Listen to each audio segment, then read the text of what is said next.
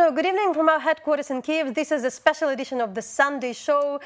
This is usually the only prime-time English show in English explaining Eastern European geopolitical storm. And now we are looking at the presidential election in Ukraine, and I'm Natalia Humenyuk. So this is the interesting day. Ukraine has a first round of the presidential elections.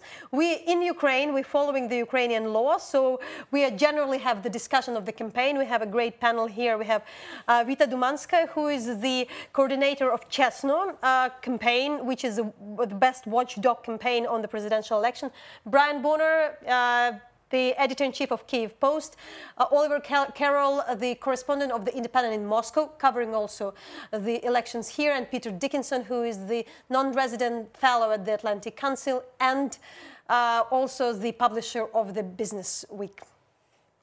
Okay, so I should go with the rules, follow the rules. We have 37 candidates.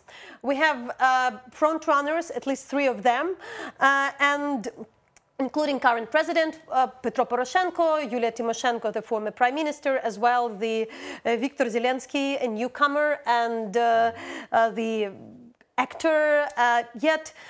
What are these elections about in Ukraine? We are not allowed to speak about the polls. There would be results around in, I guess, a couple of hours, 8 p.m. Kyiv time. But how would you describe them for the audience abroad? Well, I think already democracy wins. I mean, I agree with Peter, who wrote a recent op-ed. You remember the last presidential elections, Moscow attacked the legitimacy, saying that there was no legitimate way to have a presidential election because Yanukovych was the real president. That is all gone now. I find it very amusing that a dictatorship is now. That Russia is where they have no choice, is picking apart the flaws in Ukraine's election. So democracy wins. As far as, I think that's the headline. And as far as the result, obviously, I like the way the Economist phrased it, is if the fear of unknown is greater than anger with status quo, then Poroshenko wins. If anger with status quo is greater than the fear of unknown, then probably Zelensky wins. Yet we don't campaign for anybody, though we are on air online. Peter? Yeah, I see it. I mean, I would look at it from the geopolitical perspective. If you bear in mind where we were 5 years ago, on March 31st, 2014, Ukraine was the whole question of Ukraine's continued existence as an independent state was under question. Today, we see a country where tens of millions of people are out voting. We've had a flawed campaign in many ways, but broadly a very competitive campaign. Competitive media, competitive rival candidates.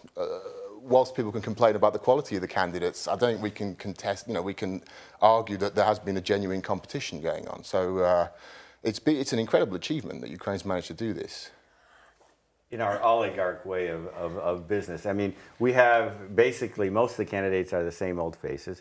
The one new face who broke through was a multimillionaire entertainer who vaulted to the national stage on an oligarch-owned TV station. So we're not quite there yet in terms of democratic breakthrough. It's kind of a bit of the oligarchic pluralism. Right, oligarchic pluralism, which is there, still the democracy.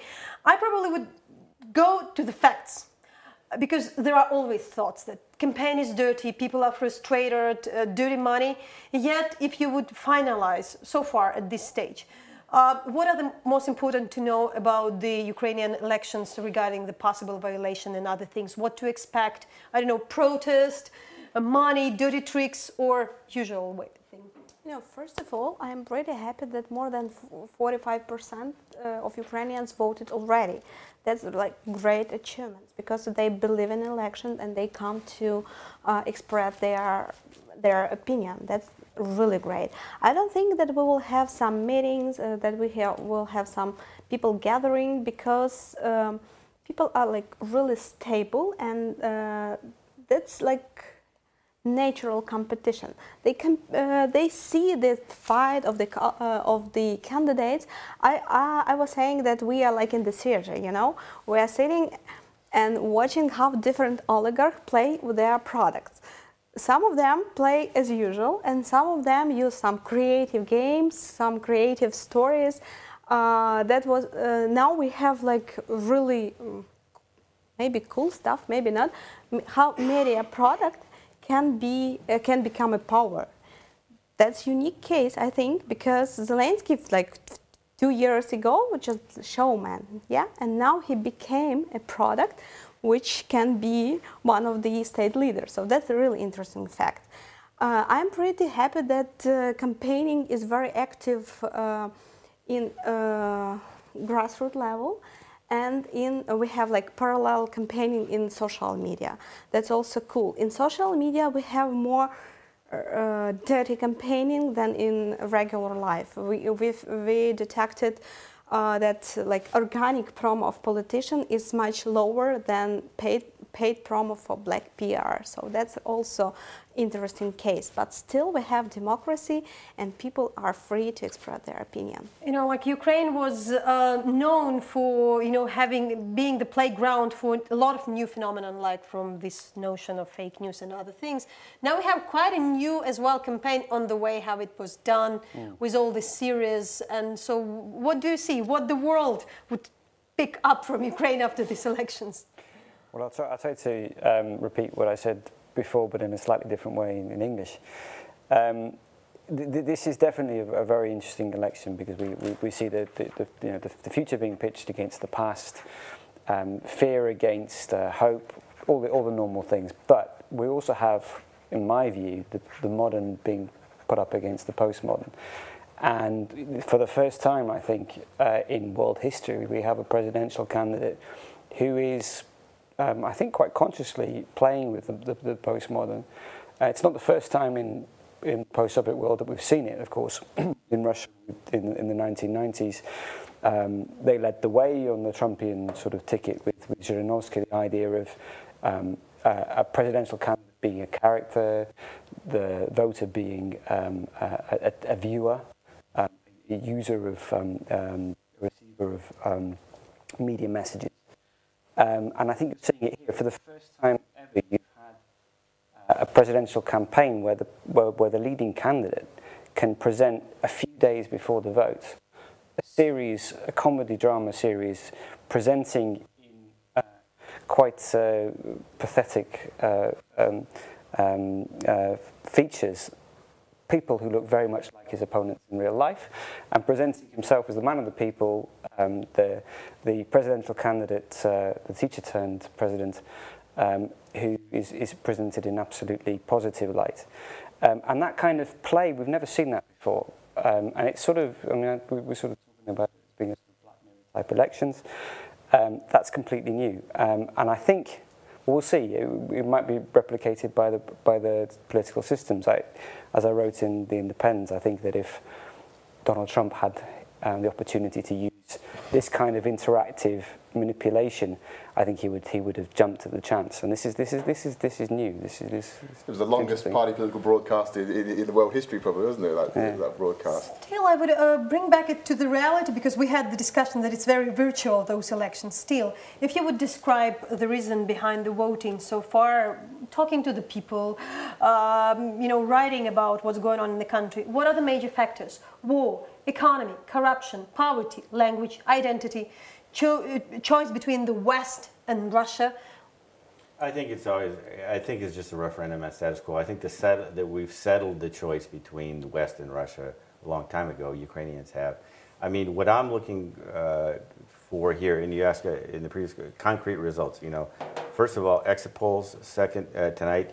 Second of all, tomorrow morning, Opora's parallel vote tabulation. By then, we should really know who wins. I pray for a not close election, because the manipulations and the tension and the protests happen if your candidate, if it's close and you think your candidate has cheated. So I hope that whatever the message Ukrainian voters send, it's clear and resounding.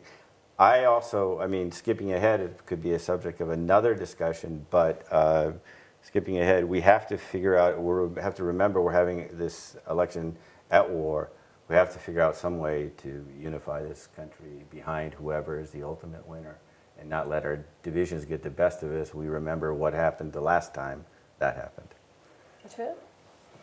I think that, I think I don't think the situation is so divisive now. The campaign's been very competitive, but the three main candidates are all broadly in the Euro-Atlantic camp. There's no suggestion. I mean, of course, accusations of Kremlin ties are par for the course in Ukrainian politics, but I think realistically all three are quite clear on their general trajectory, so the country is quite set in that. A lot will come down to now how we deal with the results. As you say, will they contest those results? And that, in a way, might be the biggest test of the election. If we have a close race, probably for second place, how the loser of that race responds and how their supporters respond, and will we get a prolonged period of destabilization as a result of that? And that's going to be a big test for democracy here. Vida, for the election, people who are watchdogging elections, I invented the word, I guess. Yeah. So what would you say about those concerns? Do you have these concerns if the elections are tied? I don't think, Ministry of Internal Affairs, they fix some violations, but they are like really small. And if they say we have some 800 violations, that's not a big amount. We don't see serious violation which can influence the voting results. That's why I think everything should go smoothly. I know that one of the candidates might not be happy with the announced results, and they are trying to arrange some kind of small protests near the Central Election Committee. But I don't think it might influence the final results of the election. But I think what's concerning is, though, and I would like to know your opinion about it, there were a lot of voters here who were disenfranchised effectively because of over too much regulation, too much bureaucracy. I think it's too difficult still for Ukrainians living abroad to vote. I think it's too difficult, the re-registration requirements for Ukrainians, and this is a lot of young people who've changed their particularly young people, isn't it? Yeah, who've changed their residency.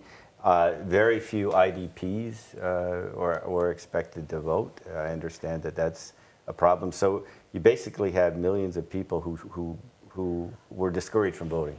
I would probably just add some figures, still a bit different, because there is the information from the Central Election Committee and as well the election watchdogs that there are more people coming to the election poll than in the elections 2014, right before the war, which is more or less the sign that the people are coming, and that's probably the factor. Still, I wonder to what extent Russia is an elephant in the room, and if we're discussing the Russian meddling in the US elections, how come we can't not discuss in the Ukrainian elections?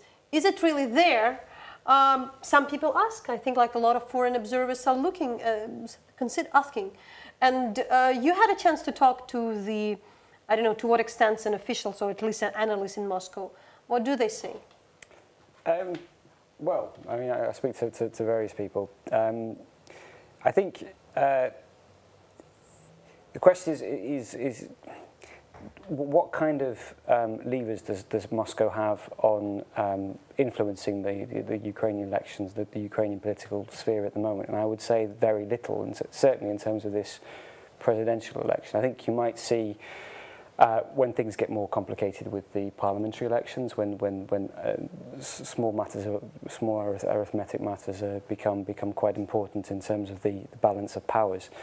But broadly speaking, the Ukrainian centre ground, the mainstream of Ukrainian political thought is turned away from Russia, and I don't really think they have much of a leverage over that. In terms of, and also as well in Russia itself, I actually think that there's a very limited understanding of the political situation in Ukraine, and I think that extends to the Kremlin.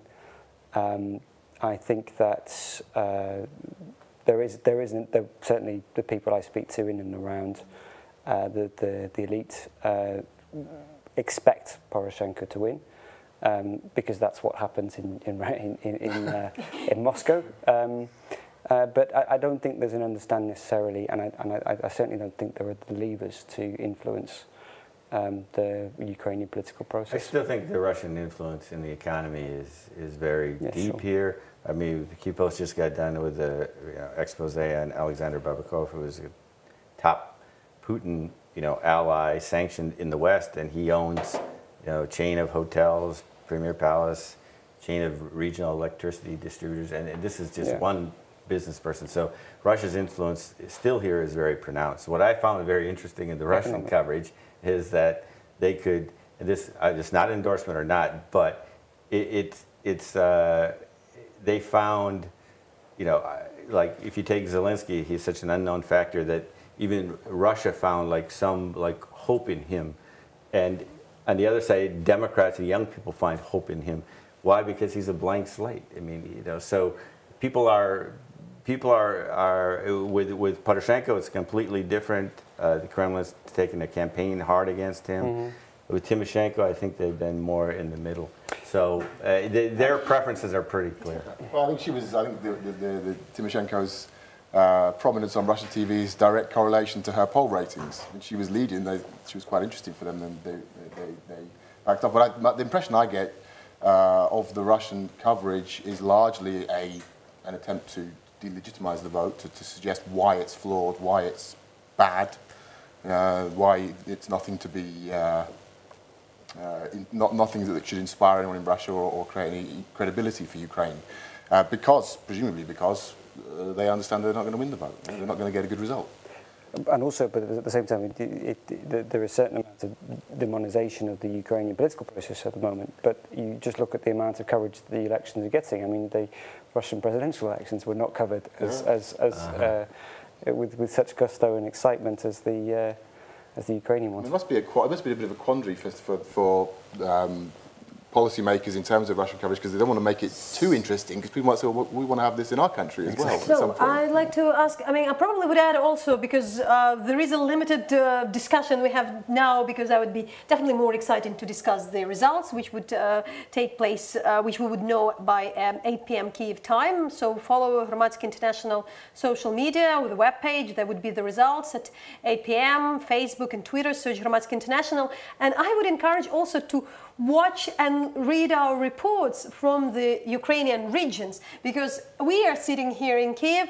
As soon as we listen to what people say to us in Odessa, Lviv, Kharkiv, as soon as we listen to the people in the smaller towns, younger, older, I'm not surprised with any results, because it really looks like representation of the public opinion. I think like half a year ago we've been surprised by what we discussed today. So your final word for this moment, what to expect, where we're looking at, and where you would encourage also our audience, what to follow?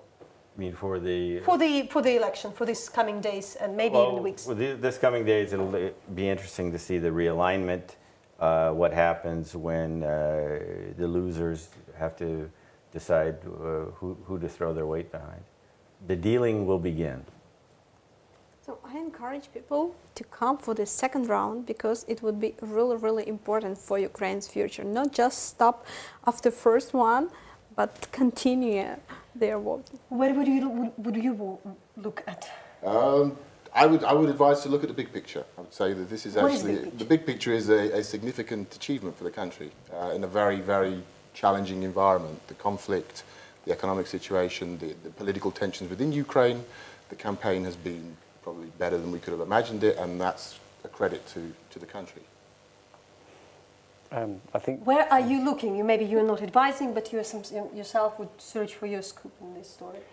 No, and yes, you've been covering the last elections 5 years ago, and can compare. Well, I think the last elections, we knew the outcome a lot earlier, and we're still not entirely sure the way things are going. And I would agree with Brian how the second and third positions are decided, and how the loser and winner deal with that, and the various new alliances which we'll see going forward. I think that's got a potential for a great destructive potential, but it also has the potential to bring. Maybe my final, do you think there is a kind of tectonic change would happen, or more or less there would be some shifts, and some things would be just fixed or not fixed?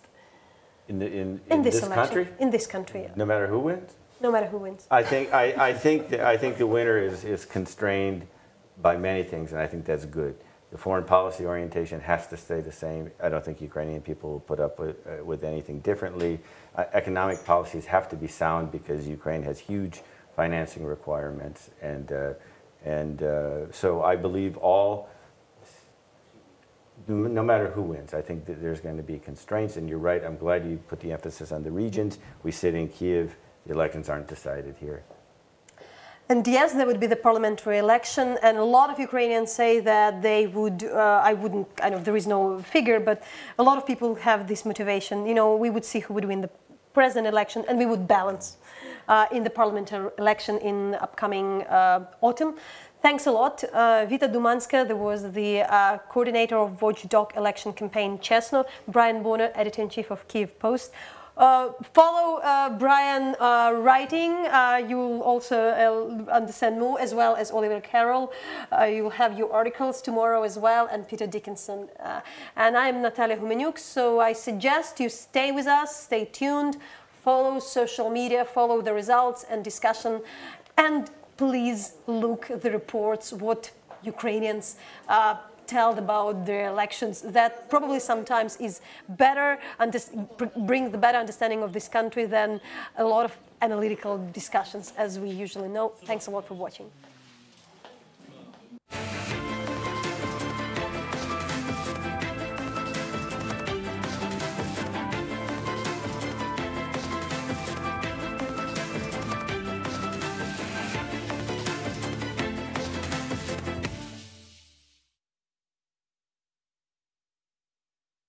Об'єктивно, Чесно, швидко, без прикрас, осмислено, Незалежно, відкрито цікаво, зважено. ми працюємо. для вас. Громадське марафон. Вибори президента.